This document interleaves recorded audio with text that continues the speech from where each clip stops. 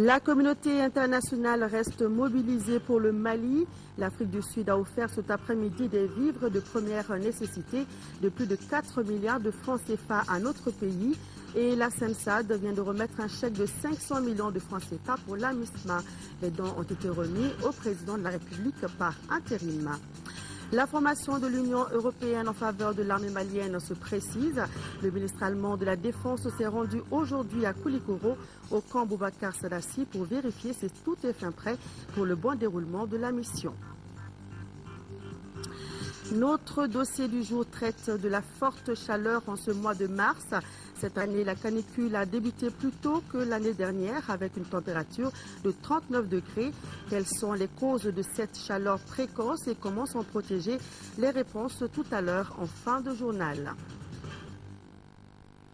Madame, Monsieur, bonsoir. Mardi 19 mars, bienvenue dans cette édition. L'Afrique du Sud a remis cet après-midi à notre pays du maïs, de l'huile, du sucre, du lait, entre autres, pour un coût de plus de 4 milliards 591 millions de francs CFA. La cérémonie de remise était présidée par le président de la République par intérim, Diankounda Traoré, en présence de plusieurs hautes personnalités. Et c'était aussi en présence de notre reporter Mahamadou Doumbia. Donc voici le reportage. Du maïs, de l'huile, du sucre, du lait et du thé pour une valeur de plus de 4 milliards 591 millions de francs CFA, c'est le don que vient de faire l'Afrique du Sud pour le Mali. Consciente que depuis janvier 2012, notre pays traverse des moments très difficiles engendrés par des terroristes et narcotrafiquants, l'Afrique du Sud, par ses gestes, vient tout simplement au secours d'un pays ami de très longue date. Les barons de la drogue associés de narcotrafic ont apporté les misères dans les villages et les régions entières au nord du pays. Notre ministre de Relations internationales et de la coopération a alors que décidé que l'Afrique du Sud ne peut pas rester les bras croisés et regarde un pays ami comme le Mali traverse de telles difficultés. La création d'un département en charge de l'action humanitaire répond de ce souci constant du gouvernement de porter secours à nos populations en difficulté. Aujourd'hui, Monsieur le Président, l'aide que nous recevons est constituée de 3100 tonnes de maïs, dont 955 déjà réceptionnés à Bamako, 2100 tonnes de sucre, dont 993 actuellement dans les magasins, 84 tonnes de lait, dont 33 réceptionnés, et 60 000 bidons d'huile de 20 litres en provenance de la Côte d'Ivoire, dont 36 265 sont déjà présents au Mali. Les relations entre l'Afrique du Sud et le Mali qui existent depuis longtemps se raffermissent d'année en année. Mieux, le partenariat entre nos deux pays doit être encore plus fort pour la reconstruction des régions du nord du Mali, où tout est à reprendre. C'est la preuve que la qualité des relations entre le Mali et l'Afrique du Sud est exceptionnelle. Ces relations ne datent pas d'aujourd'hui. Elles ont été forgées par l'histoire, la longue et passionnante histoire de l'Afrique du Sud qui se battait contre l'apartheid pour la justice et pour la dignité de l'homme tout court. Nelson Mandela, Steve Biko, Walter Sisulu, Oliver Tambo et d'autres noms célèbres ont été de ce combat. J'exhorte l'Afrique du Sud a assisté davantage la région de Tombouctou. Je me fais également l'avocat des populations du nord du Mali pour inviter votre pays, Excellence, Monsieur l'ambassadeur, à soutenir l'État malien dans l'important programme multidimensionnel qui se dessine pour la reconstruction des régions du nord. Tombouctou, Gao, Kidal et Mopti dans sa région septentrionale. J'attache un prix particulier à la relance du volet de la cimenterie de Ombori, dans lequel votre pays a déjà investi beaucoup de temps, d'énergie et de ressources. Soyez aussi mon interprète, Monsieur l'ambassadeur, pour remercier à mon nom et au nom du peuple malien, le président Jacob Zuma et le peuple sud-africain pour le financement de l'impressionnant volet humanitaire pour notre pays. Déjà, après cette cérémonie, un convoi humanitaire de 8 camions affrétés par le département en charge de l'action humanitaire en direction de Gao était déjà prêt. Ils sont remplis de riz, de mil, de sucre, de lait, d'huile et de couscous. 500 millions de francs CFA, c'est le soutien que la SENSAD apporte au Mali. Le fonds est destiné à appuyer les opérations de la MISMA. Le secrétaire général par intérim de la SENSAD, Ibrahim Sani Abani, a symboliquement remis le chèque au président de la République par intérim. Et juste après, le chef de l'État a reçu des représentants du collectif des ressortissants du Nord. Ils sont venus annoncer au président Traoré l'organisation d'un forum sur la situation politique et sécuritaire au Mali. Le point, c'est avec Ibrahima Traoré. La SENSAD apporte son soutien financier au Mali. Elle met dans la cagnotte 500 millions de francs CFA. La somme est destinée à appuyer la force africaine en mission au Mali. C'est une décision prise récemment en N'Djamena au Tchad, à l'issue du sommet des chefs d'État et de gouvernement de la SENSAD. Les chefs d'État ont convenu de réaffirmer leur attachement à la souveraineté, à l'unité, à l'intégrité territoriale du Mali, également leur soutien à tous les efforts menés par le gouvernement malien pour restaurer l'autorité de l'État sur toute l'étendue du territoire, afin que puissent être créées les conditions d'un déroulement sans accroc de la feuille de route et donc de l'organisation dans les délais convenus des élections. Le chef de l'État par intérim a également reçu certains représentants du collectif des ressortissants du Nord. Au menu de leur entrevue, l'évolution de la situation politique et sécuritaire du pays. Sur la question, le Coren envisage d'organiser un grand forum le mois prochain à Bamako. Les participants à ce forum, c'est l'ensemble des forces vives maliennes.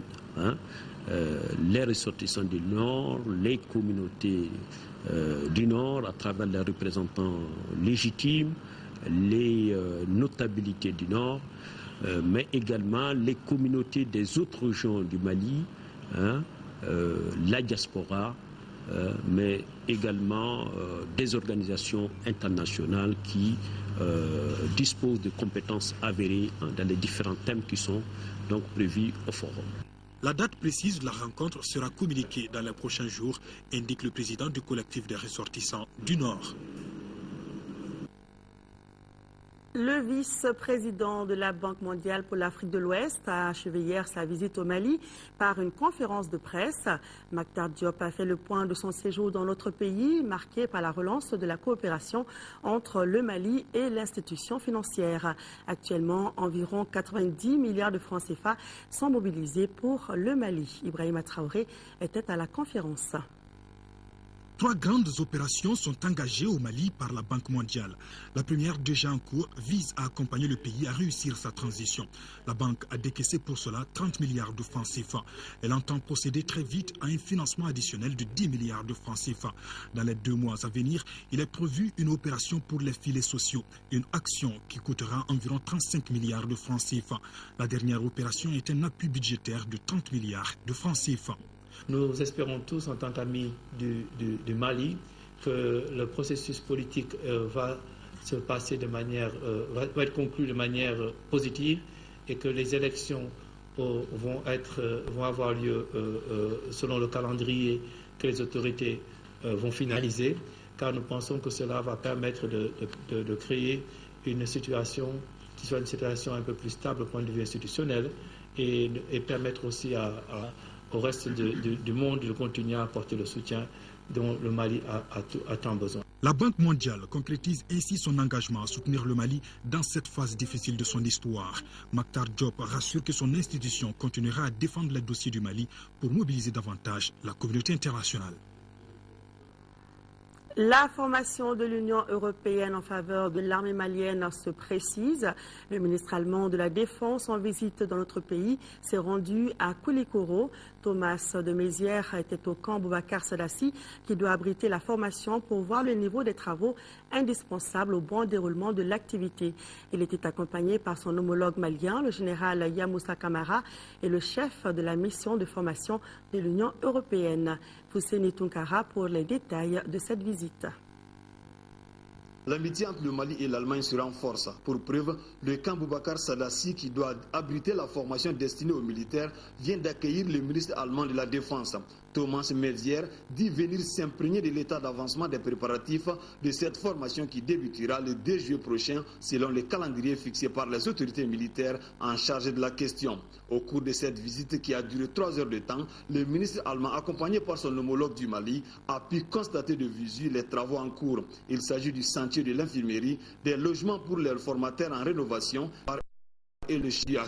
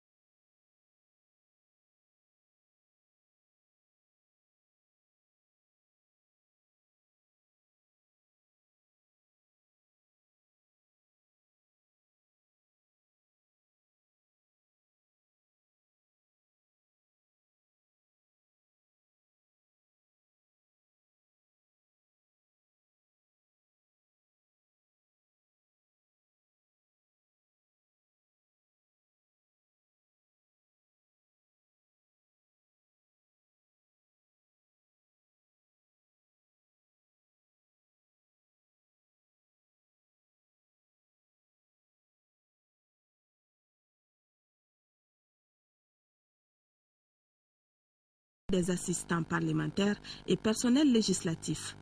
En attendant ces élections, le NDID, en partenariat avec le PNUD, a initié cette formation à l'intention des assistants parlementaires et personnels législatifs. Ils doivent être en mesure de préparer des documents, d'organiser des séances et des réunions, de faire la mise en forme finale des lois qui résultent des débats et votes. Un personnel chevronné est une condition importante de l'aptitude des parlementaires à exercer leurs fonctions de contrôle et de décision. Les programmes de formation axés en particulier sur le personnel des parlements doivent représenter une priorité permanente de notre institution. Les assistants parlementaires et le personnel législatif qui sont chargés du travail d'appui technique aux députés et aux commissions sont les véritables artisans du travail législatif. des exigences du travail parlementaire, des sollicitations diverses des citoyens et leurs exigences, des contraintes du travail législatif. Ils n'ont pas l'occasion de profiter de formations professionnelles afin d'être familiarisés avec les nouvelles techniques de recherche. Déjà, cette session a été suivie d'une formation sur les outils technologiques de recherche législative, entre autres. Hors de nos frontières, le roi Mohamed VI du Maroc est en visite au Sénégal pour renforcer la coopération entre les deux pays. Une visite mise à profit pour signer des accords, notamment dans les domaines du transport et de l'énergie, et pour voir certaines réalisations faites par le Maroc au Sénégal, parmi lesquelles la clinique ophtalmologique Mohamed VI, entièrement financée par le Maroc et inaugurée par le roi et le président Macky Sall. Ouf de soulagement que les populations de Guédiawaye, Cambérène, Pikine, Dalifort et des parcelles assainies dans la banlieue de Dakar accueillent cette clinique ophtalmologique. Elles sont désormais dispensées des déplacements coûteux et de nombreux embouteillages pour aller se faire consulter au centre-ville. Et cerise sur le gâteau, les consultations sont gratuites. Effectivement, les consultations sont gratuites. Nous en sommes heureuses parce que nous ne payons rien. Nous qui sommes dans la banlieue, nous sommes très heureux d'avoir une clinique de cette envergure avec du matériel de dernier cri. Offerte par le souverain chérifien et inaugurée lors de son séjour de 72 heures au Sénégal, la clinique Mohamed VI dispose de postes de consultation pouvant diagnostiquer différentes pathologies ophtalmologiques avec une capacité d'accueil de 50 000 malades annuellement. C'est dans une zone assez peuplée et aussi où il y a beaucoup de personnes déshéritées. Donc cela va apporter beaucoup à notre système de santé. Non loin de la clinique, cette unité pharmaceutique qui fabrique des produits anti-infectieux et des antidiarrhéiques a été entièrement financée par le Maroc à hauteur de 8 millions d'euros.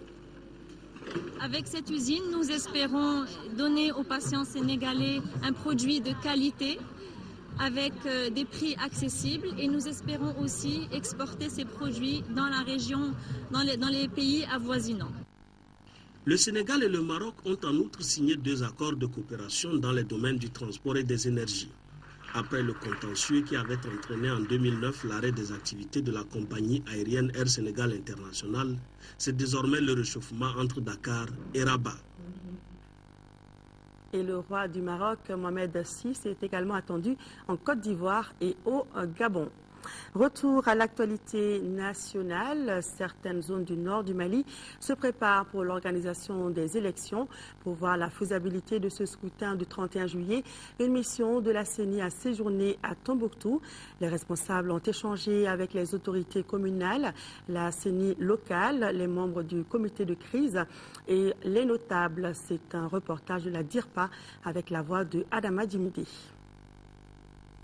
La mission conduite par le président de la CENI qui vient de séjourner à Tombouctou avait un objectif précis. Il s'agit pour nous de faire le point de nos démembrements, savoir quels sont ceux qui sont sur place, qu'est-ce qui manque au démembrement pour pouvoir effectivement les équiper afin d'entamer pleinement les activités de terrain en rapport avec les élections. Les préparatifs sur le terrain dépendent a priori du retour de l'administration. Je pense que le chronogramme que le ministère de l'administration territoriale, de la décentralisation et de l'aménagement du territoire a prévu, ce chronogramme prévoit le retour de l'administration dans toutes les régions nord avant une certaine date. Si mes souvenirs sont bons, je pense que plus tard, au mois d'avril-mai, l'administration doit être retournée dans les zones libérées. Si cela est fait, nous, CENI, nous serons prêts aussi à côté de l'administration. Tombouctou, comme partout au Mali, les élections constituent la préoccupation majeure après la libération du pays. Recevoir aujourd'hui le président de la CENI pour discuter de la faisabilité des élections, je suis vraiment très heureux et je pense que ça pourra quand même désormais éclairer tous les Maliens que les élections sont possibles et les élections se feront. Inch'Allah. Quant aux membres du comité de crise, ils ont une autre lecture de la situation. Tant qu'il n'y a pas des autorités bénéficiant de la confiance des gens, bénéficiant également du suffrage de toutes les communautés, il va être difficile d'avoir les coups de franche pour pouvoir poser des actes, surtout à un moment où on a besoin de consensus. Cette première mission de la CENI au nord du pays est un signal fort que tout est possible avec l'engagement des différents acteurs. Les commerçants et transporteurs de Gao sont en colère contre la douane de Sévaré. Ils l'ont fait savoir au cours d'une réunion tenue à Gao. Ces douaniers auraient mené une opération le dimanche 10 mars contre ces commerçants et transporteurs à Douanza. Selon eux, la douane a saisi 7 millions de francs CFA en espèces et 4 véhicules dont l'un contenait des marchandises d'une valeur de 14 millions de francs CFA. Les précisions sur cette affaire avec Daouda Sidiki Diarra et Massan Doumbia. Après le départ de l'administration de la ville de Gao, les transporteurs et les commerçants se sont organisés pour approvisionner les populations en denrées de première nécessité. Ils échangeaient contre du mil, du riz et du sorgho. Depuis que l'événement est venu, les douanes de Niger ne peuvent pas faire le transit ici. Ils vont dire qu'ici, il n'y en a pas d'autorité, il n'y a pas de douane, il n'y a pas de personnes, donc ils refusent de faire le transit. Donc ce qu'on voit travailler là, c'est les régions, les 4 nord là, les 4 régions là qui ont des difficultés seulement. On va ici, on prend ça là, on va changer ici. On n'a pas de commerce ici. Avec la reprise des activités, cet élan a été brisé par la douane de Sévaré. 4 de leurs véhicules et des sommes importantes ont été saisies. Dimanche le 10 mars 2013, au niveau de Douanza, 4 véhicules ont été saisis par la douane. Et avec des matériels, ils ont pris de l'argent avec les... D'abord, ils ont pris 3 millions en première position. Ensuite, 4 millions. Encore ça fait 7 millions. Plus, comme on appelle, la valeur de denrées qui se trouvent dans les camions qui évalue à 14 millions. Donc, en tout, ça fait 21 millions. Ils n'arrivent pas à comprendre cela. C'est pourquoi ils ont tenu la réunion d'hier. Si c'est le gouvernement qui a autorisé à la douane de faire ça, et ils voient ça vraiment que c'est très tôt pour pouvoir, comme on appelle, appliquer la voie légale sur eux. Même si tel est le cas, il faut d'abord les informer pour leur dire que désormais, il y a eu un changement. Retour à Bamako où l'état d'ordure constitue un véritable casse-tête pour les populations car ils sont par exemple source de maladies. Pour remédier à cette situation d'insalubrité, le gouvernement vient d'élaborer un nouveau plan d'action. Le ministre de l'Environnement et de l'Assainissement était ce matin sur le site du dépôt de transit de Doumazana en commune 1 pour justement proposer ce plan aux riverains. De quoi s'agit-il exactement? La réponse avec Tchemoko Konaté. La prolifération des maladies diarrhéiques et les infections respiratoires sont entre autres risques liés aux ordures. Outre ces désagréments, les ordures posent un véritable problème d'environnement dans la ville de Bamako, d'où la nécessité des actions d'urgence. Voilà qui justifie la présence ce mardi du ministre de tutelle sur le site du dépôt de transit de Doumazana en commune 1 du district de Bamako. Ousmane Aguirissa est venu s'enquérir de l'état des lieux avant d'évoquer les mesures envisagées par le gouvernement dans ce sens. Cette visite du ministre a été saluée par les autorités municipales et les habitants de la périphérie. Nous pensons que la visite de M. le ministre est une très bonne chose. C'est une très bonne chose, ça permet quand même de rapprocher le pouvoir et au gouverner. En attendant la mise en œuvre des projets d'assainissement, la population doit prendre son mal en patience. Nous avons eu une dernière rencontre avec les responsables des associations qui gravitent autour de ces dépôts. Et il nous a fallu vraiment beaucoup de courage et beaucoup de temps avant de réussir à les convaincre. Il faudrait que la population comprenne que le problème de l'assainissement, c'est une préoccupation de toutes les autorités. Nous sommes engagés, nous sommes décidés à améliorer le visage de notre capitale. Je pense que ne serait-ce que, en tout cas, donner le signal, démarrer des actions d'urgence dans ce sens. C'est un travail que nous voulons commencer, que nous voulons achever d'ici l'hivernage. Ce projet d'assainissement, a conclu le ministre, est l'une des missions assignées au gouvernement de transition. Parlons logement. 65 membres de l'amicale des diplômés en sciences économiques viennent de bénéficier de 3 hectares assis à Munumba sur la route de Koulikoro pour y construire leur habitation. L'initiative s'inscrit dans le cadre d'un vaste projet élaboré par les membres de l'association. Les frais d'acquisition unitaire s'élèvent à 410 000 francs CFA. Le ministre en charge du logement a remis les titres fonciers. Reportage de Tiemoko Konati. Permettre à ses membres de s'approprier un logement décent à moindre coût. Telle est la mission de l'amicale des diplômés en sciences économiques. Cette volonté vient de se matérialiser à travers la remise des titres fonciers à 65 membres de l'association.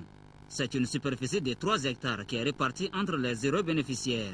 Pour avoir un habitat, un sur-soi au Mali, présentement, vous savez, acquérir un titre foncier, ce n'est pas de donner à tout le monde. Mais avec nos connaissances économiques, avec nos échanges, la solidarité aidant, ça nous a permis d'avoir des titres fonciers. Comme prix d'acquisition unitaire, chacun des bénéficiaires a déboursé une somme de 410 000 francs CFA. C'est une première opportunité que l'amicale a saisie pour avoir des logements pour les membres. Et je suis vraiment heureux d'être parmi les premiers bénéficiaires. Et je me sens vraiment à l'abri du besoin de logement bientôt. L'amicale entend continuer sur cette lancée au bonheur de ses 250 membres. Saluant son exemplarité, le ministre du Logement, des Affaires foncières et de l'Urbanisme a réitéré l'engagement de son département à accompagner ces projets. Soyez rassurés que je ne ménagerai aucun effort pour continuer à être à vos côtés pour les prochaines phases de ce projet, à savoir la construction de vos logements. Par ces actions exemplaires, la coopérative d'habitat de l'amicale des diplômés en sciences économiques nous démontre que la forme d'entreprise coopérative est une alternative crédible pour l'accès aux fonciers. Selon les membres de l'amicale, le démarrage des travaux de construction de ces logements est prévu dans un futur immédiat. La cité est baptisée Abdoulaye Youssoufa Sidibé, l'un des bénéficiaires tombés à la fleur de l'âge. La cérémonie a pris fin par une visite guidée du site. Ouverture hier à Nioro du Sahel de la Ziyara annuelle de la famille de l'Adjoumar Tal. Pendant une semaine, les fidèles musulmans liront le Coran et feront des prières pour le retour de la paix et de la stabilité dans notre pays. De Nioro du Sahel, la correspondance de Moussa Diakité. C'est dans un état de sobriété totale et sous une forte surveillance policière et militaire que s'est déroulée l'ouverture de l'édition 2013 de la Ziyara el-Oumarienne de Nioro du Sahel. Elle est la 6e organisée par Tcherno Amadou Hadital après les rappels à Dieu de son père en 2007. Malgré la situation que traverse notre pays, des fidèles musulmans, des érudites et quelques grands prêcheurs ont effectué le déplacement. Il s'agira alors pour les participants de prier de jour comme de nuit pendant une semaine pour le retour rapide de la paix dans notre pays, d'implorer Allah le miséricordieux par la lecture du Saint-Coran et de prêcher avec des thématiques porteuses. Nous avons tenu à prendre des dispositions sécuritaires pour assurer le déroulement normal de cette activité qui rentre dans le cadre des activités normales pour faire des bénédictions pour notre pays, pour que notre pays retrouve sa place qui est la sienne dans le concert des nations. Cette édition est une édition spéciale. Pourquoi? Parce que nous allons multiplier les prières, multiplier les invocations pour la stabilité de ce pays. Après la prière et les Fatiha de El Hadj Madjassa Diakité, imam de la grande mosquée de vendredi de Nioro, et de Bachorno Aïdara, représentant des shérifs de Konyakari, c'est donc parti pour l'édition 2013 de la Ziyara el-Oumarienne de Nioro du Sahel. Que Dieu exauce son neveu. Sport football, Coupe d'Afrique des Nations Juniors Algérie 2013. Demain, mercredi, le Mali fera sa 2e sortie contre la République démocratique du Congo au compte de la 2e journée dans le groupe B. Pour cette rencontre, l'objectif de Ali Yirango et de ses partenaires est très simple, empocher les 3 points de la victoire. Toute chose qui assurera une place en demi-finale et le ticket pour la Coupe du Monde de leur catégorie. Comment les Aiglons préparent-ils ce rendez-vous important? La réponse avec nos envoyés spéciaux à Oran, Ousmane Dao et Mamadou Sidibé. Après l'euphorie de la victoire contre le Nigeria en match inaugural de ce groupe B, les Aiglons se tournent à présent vers la République démocratique du Congo. Une rencontre différente de la première à cause de l'enjeu pour les nôtres parce qu'une victoire assure le ticket pour les demi-finales, mais aussi la qualification à la Coupe du Monde de leur catégorie. C'est pourquoi le match est préparé avec toujours la même envie de gagner, le sérieux et la concentration pour aborder de façon sereine le rendez-vous de la RD Congo. C'est une petite finale pour nous. C'est un match très important pour nous. J'ai confiance aux jeunes et puis leur force. Ils ont envie de jouer. Ils ont la volonté. Le mental qui est très important. Mentalement, ils sont sur place. Ça, c'est un atout pour moi. On va préparer les matchs comme les matchs passés. Bon, on va essayer de parler entre nous. On va préparer mentalement, physiquement pour gagner les matchs. Pour continuer leur envol dans cette 8e Coupe d'Afrique des Nations juniors, les Aiglons peuvent compter sur le soutien de tout le peuple malien, même s'ils sont loin car ils représentent le drapeau national. Au peuple malien, je dirais de croire en leur équipe et de soutenir leur équipe. J'ai déjà dit aux joueurs qu'en les envoyant ici, le peuple malien fait d'énormes sacrifices. Donc le peuple compte sur eux vraiment pour leur apporter un peu d'éclaircie dans cette situation que nous vivons aujourd'hui. Le peuple compte sur eux aussi pour faire rayonner le nom du Mali à travers le monde. Le peuple compte sur eux pour hisser très haut le drapeau malien. À présent, la balle est dans le camp des protégés de Moussa Keïta Dougoutigi, même si le football rime avec confiance et méfiance, car un match n'est jamais joué d'avance, surtout dans les compétitions de jeunes. Pour cette deuxième sortie, l'équipe comptera sur le retour de suspension du défenseur Mahamadou Traoré de l'AS Bakary Dian et de l'avancement du Djoliba AC Mahaman Sissé qui reviennent blessure. Mali, République démocratique du Congo, c'est ce mercredi à partir de 16h30 au stade du 19 juin à Oran en Algérie. Voilà, et c'est un match à suivre en direct sur nos antennes à partir de 16h30, donc demain. Bonne chance aux Aiglons. Cet après-midi, au compte de la deuxième journée, toujours dans la CAN Junior Algérie 2013, dans le groupe A, le Ghana a battu le Bénin 1-0. Le résumé du match avec Abdul Karim Kaba. Au mire, après la défaite en première journée contre l'Égypte, le Ghana doit gagner pour ne pas quitter la compétition. Contre le Bénin, l'objectif est clair. À l'entame, les jeunes Ghanéens attaquent à outrance. À l'espace de 10 minutes, ils se présenteront devant la case béninoise sans pourtant mettre le ballon au fond des filets. Côté béninois, pas beaucoup d'initiatives vers l'attaque. C'est dans ce contexte que la pause intervient, 0-0. À la reprise, 10 minutes ont suffi aux juniors ghanéens pour ouvrir le score. À cette fois, de la tête marque ce but. Malgré les tentatives des juniors béninois, aucun autre but ne sera marqué. Score final, 1-0 pour le Ghana. Avec cette victoire, le Ghana se lance dans la compétition. Lors de la troisième journée, le Ghana affrontera l'Algérie et le Bénin croisera l'Égypte. Au compte de la deuxième journée dans la poule B, le Mali jouera contre la RD Congo et le Nigeria en découdra avec les Gabon. Le dossier du jour de la rédaction traite de la forte chaleur en ce mois de mars, ses causes et ses impacts sur la santé des populations, surtout celle des enfants. Cette année, la canicule a débuté avec une température de 39 degrés contre 35 à la même période en 2012. Quelles sont les causes et les conséquences de cette chaleur précoce et surtout comment s'en protéger? Pour le savoir, suivant l'une de nos équipes de reportage dirigée par Ramata Konaté qui est allée à la rencontre des spécialistes de la météo et des médecins. Le mois de mars est une période difficile en raison de la forte chaleur. Cette année, la canicule a commencé avec une température de 39 degrés contre 35 à la même période en 2012. À quoi est due cette forte chaleur? Elle est due à la variation de pression entre l'Europe et 20 degrés nord, qui est communément appelée oscillation arctique. Mais pour le cas spécifique de cette année, on a une oscillation arctique qui a un indice négatif. Si vous voyez au niveau de l'Europe ces 2 derniers jours, vous voyez qu'il y a une chute de neige terrible. Si tu prends l'altitude, dans les 12 000 mètres d'altitude, nous avons des vents qui atteignent 150 à 200 km/h. Donc ça pousse vers nous. En ce moment, au niveau du Sahara, il y a un certain refroidissement. Donc une fois que ça traverse, ça vient chez nous. Donc on a la chaleur, mais on a aussi l'air qui est humide. L'humidité conjuguée à la chaleur, donc vous voyez que pour rien, on transpire.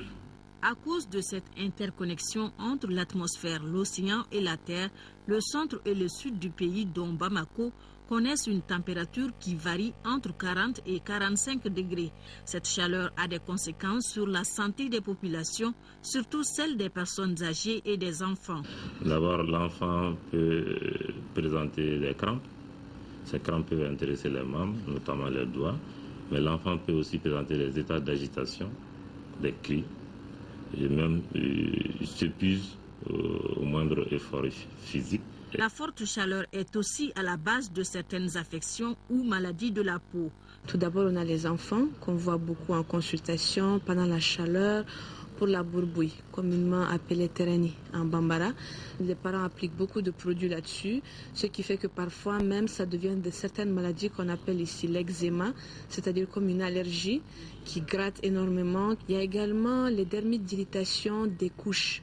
Parce que comme vous savez, les mamans mettent les couches en plastique qui ferment toute la journée tout ce qui est les fesses, les organes génitaux des enfants. Et parfois donc des rougeurs au niveau des fesses, donc une forte irritation qui est exagérée en plus par toutes les poudres qu'on met là-dessus et qui s'infectent.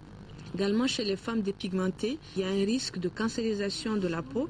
À ces conséquences de la canicule s'ajoutent d'autres malaises qui perturbent le bien-être des personnes. Bon, ça dérange beaucoup, les gens n'arrivent pas à dormir et il faut aussi boire beaucoup d'eau. Donc là, on est beaucoup en difficulté, c'est sûr, le problème d'eau. Actuellement, on a des problèmes, même dans les puits, on n'arrive pas à boire de l'eau. Il fait extrêmement chaud, parce que moi j'ai eu la malchance de revenir tout de suite dimanche dernier de l'Europe. Alors on m'avait prédit quand même 38 degrés, mais là je vois sur mon compteur quand même 44 degrés. Si l'énergie alors avait pu assurer, alors on aurait dû pouvoir réglementer un peu avec les ventilos et les climatisations. Les gens doivent vraiment prendre des précautions, sinon pour cette année ça s'annonce vraiment très mal. Pour être à l'abri des impacts négatifs de la chaleur, plusieurs comportements sont à éviter.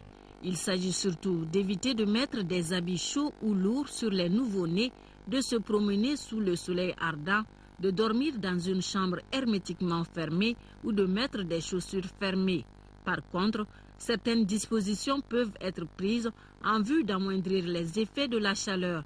Tout petit, c'est-à-dire ceux qui ont moins de 6 mois, même si elles sont à l'allaitement, elles doivent être aussi supportées par leur maman, leur donner à téter fréquemment.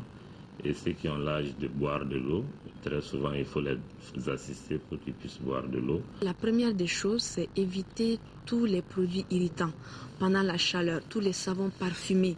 Il faut revenir à nos savons simples, comme les savons Koulikoro qui sont sans odeur. Également chez les adultes, vraiment les tissus en wax, nos tissus traditionnels sont les bienvenus. Éviter les couches chez les enfants, les couches toute la journée en outrance. Des gestes simples qui peuvent sauver les uns et les autres en attendant la baisse de la température. Une diminution étant prévue dans les jours à venir, assurent les spécialistes du climat. La moyenne sera dans les plus courts délais vers les 38 degrés.